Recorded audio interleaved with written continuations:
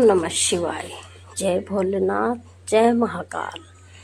भगवान शिव की कृपा से आज हम सुनेंगे भगवान शिव की शिव पुराण की श्री रुद्र संहिता का द्वितीय खंड, जिसमें हम 19वां और 20वां अध्याय की कथा सुनेंगे।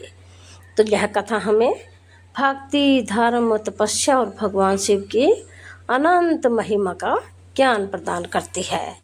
ब्रह्मा और विष्णु द्वारा शिव की स्तुति करना।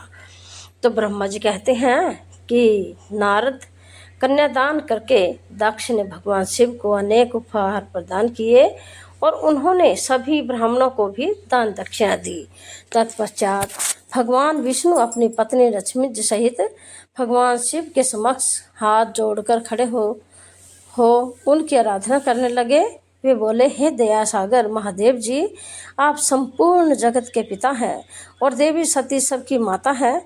भगवान, आप दोनों ही अपने भक्तों की रक्षा के लिए और दुष्टों का नाश करने के लिए अनेक अवतार धारण करते हैं। इस प्रकार उन्होंने शिव सती की बहुत स्तुति की। नारद, मैं उनके पास आकर विधि के अनुसार फेरे कराने लगा। ब्राह्मणों की आज्ञा और मेरे सहयोग से सती और भगवान शिव ने विधि पूर्वक अग्नि के फेरे लिए और उस समय वहाँ बहुत अद्भुत उत्सव किया जा रहा था। वहाँ विभिन्न प्रकार के बाजे और शहनाइयाँ बज रही थी। स्त्रियाँ मंगल गीत गा रही थी और खुशी से सभी नृत्य कर रहे थे। तो तत्पश्चात भगवान विष्णु बोले कि सदाशिव, आप संपूर्ण प्रकृति के रचयिता हैं। आपका सब रूप ज्योतिर्मय है। ब्रह्मा जी, मैं और रुद्रदेव आपके ही रूप हैं। हम सभी सृष्टि की रचना, पालन और संहार करते हैं। हे प्रभु, हम सब आपका ही अंश हैं। प्रभु, आप आकाश के समान सर्वव्यापी और ज्योतिर्मय हैं। जिस प्रकार हाथ, कान, नाक, मुँह, सिर आदि शरीर के विभिन्न रूप हैं, उसी प्रकार हम सब भी आपके शरीर के ही अंग हैं। आप निर्गुण निराकार हैं। समस्त दिशाएं आपकी मंगल कथा कहती हैं। सभी देवी देवता और ऋषि मुनि आपके ही चरणों की वंदना करते हैं। आपकी महिमा का वर्णन करने में मैं असमर्थ हूँ। भगवान, यदि हम सबसे कुछ गलती हो गई हो तो कृपया उसे क्षमा करें और प्रसन्न हो जाइए। तो ब्रह्मा जी बोले कि इस प्रकार श्री हरि ने भगवान शिव की बहुत स्तुति की और उनकी स्तुति सुनकर भगवान शिव बहुत प्रसन्न हुए। विवाह की सभी रीतियों के पूर्ण होने पर हम सभी ने महादेव जी एवं देवी सती को बधाई दी तथा उनसे प्रार्थना की कि वे अपनी कृपा दृष्टि सदैव सभी पर बनाए रखे, वे जगत का कल्याण करें। तत्पश्चात भगवान शिव ने मुझसे कहा, हे ब्राह्मण, आपने मेरा वैवाहिक कार्य संपन्न कराया है, अतः आप ही मेरे आचार्य हैं। आचार्य को कार्य सिद्धि के लिए दक्षिणा अवश्य दी जाती है। इसीलिए आप मुझे बताइए कि मैं दक्षिणा में आपको क्या दूं। महाभाग, आप जो भी मांगेंगे मैं उसे अवश्य ही दूंगा। मुने, भगवान शिव के इस प्रकार के वचन सुनकर मैं हाथ जोड़कर उनके सामने खड़ा हो गया और मैंने उन्हें प्रणाम करके कहा कि हे देवेश, यदि आप मुझे अपना आचार्य मानकर कोई वर देना चाहते हैं तो मैं आपसे यह वर मांगता हूँ कि आप सदा इसी रूप में इसी वेदी पर विराजमान रहकर अपने भक्तों को दर्शन दें। इस स्थान पर आपके दर्शन करने से सभी पापियों के पाप धुल जाएं। आपके यहाँ विराजमान होने से मुझे आपका साथ प्रदान हो जाए।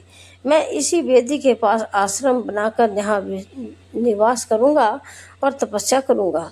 हे प्रभु, मेरी यह इच्छा है कि चैत्र मास के शुक्ल पक्ष की त्रयोदशी को पूर्वा फाल्गुनी नक्षत्र में रविवार के दिन जो भी मनुष्य भक्ति भाव से आपका दर्शन करे, उसके सभी पाप नष्ट हो जाए, रोगी मनुष्य के सभी रोग दूर हो जाएं।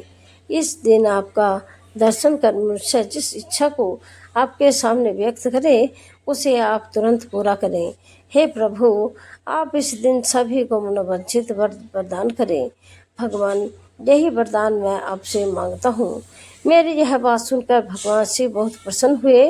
वे बोले, हे ब्रह्मा, मैं आपकी इच्छा अवश्य ही पूरी करूँगा। तुम्हारे वर के अनुसार मैं देवी सती सहित इस वेदी पर विराजमान रहूंगा। यह कहकर भगवान शिव देवी सती के साथ मूर्ति रूप में प्रकट होकर वेदी के मध्य भाग में विराजमान हो गए।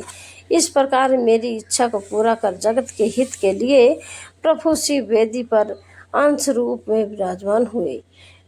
तो अब 20वां अध्याय शुरू करते हैं। शिव सती का विदा होकर कैलाश जाना।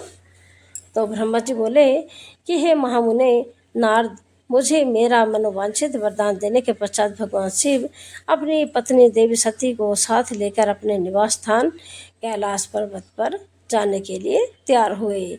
तब अपनी बेटी सती व दामाद भगवान शिव को विदा करते हुए प्रजापति दक्ष ने अपने हाथ जोड़कर और मस्तक झुकाकर महादेव जी की भक्ति पूर्वक स्तुति की।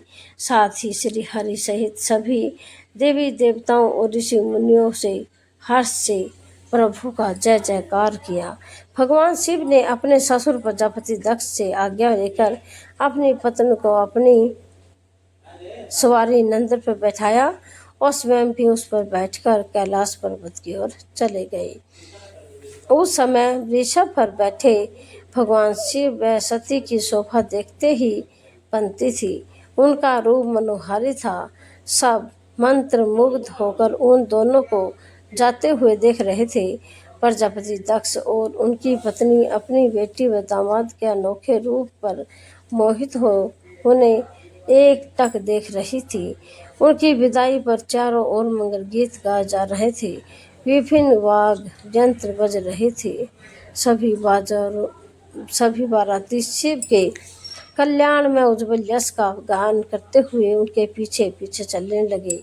तो भगवान शिव देवी सती के साथ अपने निवास स्थान कैलाश पर पहुँचे तो सभी देवता सहित मैं और विष्णु जी भी कैलाश पर्वत पर पहुँचे।